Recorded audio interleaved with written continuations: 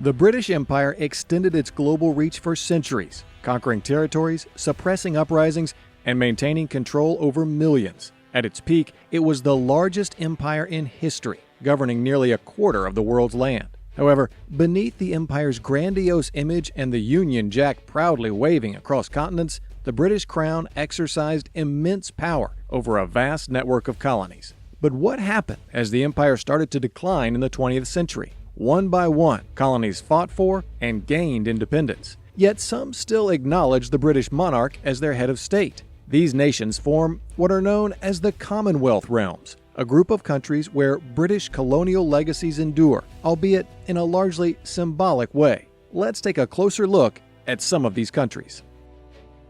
Antigua and Barbuda gained independence in 1981, maintaining the British monarch as a ceremonial head of state. Freedom from external governance exists, yet Antigua and Barbuda operate with a governor-general who acts on behalf of the monarch.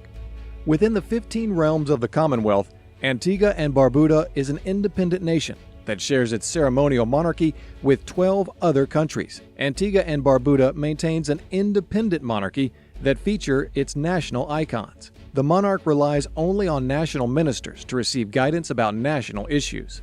People continue to debate whether Antigua and Barbuda should transition to republican status. Australia achieved its independence by obtaining governmental autonomy in 1931 and then complete constitutional control in 1986. The British monarch serves as Australia's head of state through representation by a governor-general, yet maintains this position. King Charles III serves Australia symbolically, while ministers provide guidance to him. Every state of Australia operates under a governor who maintains authority for regional concerns. Under Australian law, the monarchy exists as a completely separate institution that has no involvement with the government of the United Kingdom. Nowadays, the legal monarchy continues even though discussions regarding its fate continue. When it gained independence from British rule in 1973, the Bahamas adopted Queen Elizabeth II as its titular head of state following a monarchical setup. The Governor-General and the Prime Minister lead different parts of Bahamian government, where the Governor-General performs under the monarch and the Prime Minister works closely with Parliament. King Charles III currently serves as monarch, yet he represents the British royal power to the Bahamas. Although discussions about becoming a republic persevere, the monarchy exists within the national framework. Tourism and offshore finance activities support the Bahamas economy, defining its position as a Caribbean nation. After achieving independence in 1966, Barbados maintained its relationship with the British monarchy before officially becoming a republic in 2021. Decade after decade, a governor-general stood as the Queen's official representative, and the local administration ran the nation's affairs. The system fit together to express Bahamian membership to British royal authority. The island nation of Barbados transformed its status from a British Commonwealth monarchy to a republic when it elected its president in 2021. Barbados separated itself from the British monarchical authority when it cut its ties in 2021, yet remains a member of the Commonwealth nations. The historical transition represented a significant milestone for the country. Canada won its independence through the unification of 1867, although Queen Elizabeth II continued to serve as the nation's ceremonial head of state. All central national authority comes through the Governor-General, who supports the King's position, while each province has its own representative lieutenant governor. Government entities handle all national business in Canada, yet its monarchy remains integral to its structure. The Constitution Act of 1982 made Canada entirely independent, although provincial agreements were necessary to modify the monarch's position.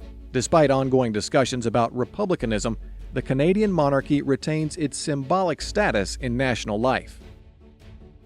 After independence in 1974, Grenada maintained the British monarch as its functioning head of state. Under this system, the Governor-General carries out royal duties while an elected government executes national leadership at the governmental level. Following independence, Grenada elected to remain part of the Commonwealth and continue its traditional relationship with the monarchy. Over time, discussions have risen about transforming into a republic, yet no changes in republic formation have occurred. Grenada maintains a symbolic institutional connection between its political system and its monarchy. Since 1962, when Jamaica achieved independence, it has selected the British monarch as its independence, although it maintains political autonomy. While local governance is handled by governors general representation, prime ministers and their parliaments run Jamaica's political direction. The nation retains complete independence, but upholds its official connection to the royal family. Political discussions about shifting to a republican system remain current, as some supporters advocate for the transition. Jamaica maintains symbolic representation under its monarchy by using local symbols and titles that signify an independent connection from British institutions. New Zealand's separation from British rule ended in 1931, when it gained complete legislative independence and evolved to constitutional autonomy in 1986. New Zealand operates as an independent nation. Its British monarch continues to hold the ceremonial state leadership position through a governor-general. British colonial authority over New Zealand ended long ago, yet the country functions as a Commonwealth realm under a royal monarchy. Its governmental system has complete independence to oversee all political operations and lawmaking functions. A national referendum is necessary to change New Zealand's republican status, which will keep the current monarchic system unaffected. Since 1975, Papua New Guinea has been an independent state that maintains the British monarch as its symbolic national leader through a governor-general. A governor-general serves as the local representative of the monarch in his territory. The country operates as a sovereign nation, while the monarch only serves ceremonial duties. The Pacific nation Papua New Guinea demonstrates notable multiculturalism through its 840 different languages. Traditional communities comprise most of this nation, which ranks as one of the world's most rural countries. Public discussions concerning Papua New Guinea's monarchy continue, but the nation maintains an unaltered monarchical position. In 1983, St. Kitts and Nevis achieved independence, keeping the British monarch as the ceremonial head of state in their constitution. A governor-general performs tasks that belong to the monarch. Though politically independent, the nation preserves its membership in the Commonwealth realm through symbolic ties to the British monarchy. In 1623, when the British colonized the islands, the territory achieved self-governing status in 1967. Today, the Prime Minister commands government operations, but the monarchy exists to maintain historical ties through its symbolic representation. The independence of St. Lucia occurred in 1979, while the British monarch continued to serve as the country's ceremonial head of state. The Governor-General serves as the monarch's representative during each government term until an elected official takes control of political functions. In 1967, St. Lucia obtained autonomous control before achieving total independence. The country operates independently, yet preserves its historical ties to the British monarchy through membership in the Commonwealth. The Solomon Islands achieved their independence in 1978, yet continue to have the British monarch act as their ceremonial lead figure of state. Through its government-general, the monarch remains head of state, during which time the country's elected government maintains complete control of governmental and executive functions. Reliance with the monarchy exists mainly in traditional terms, yet some conversations have emerged regarding republicanism.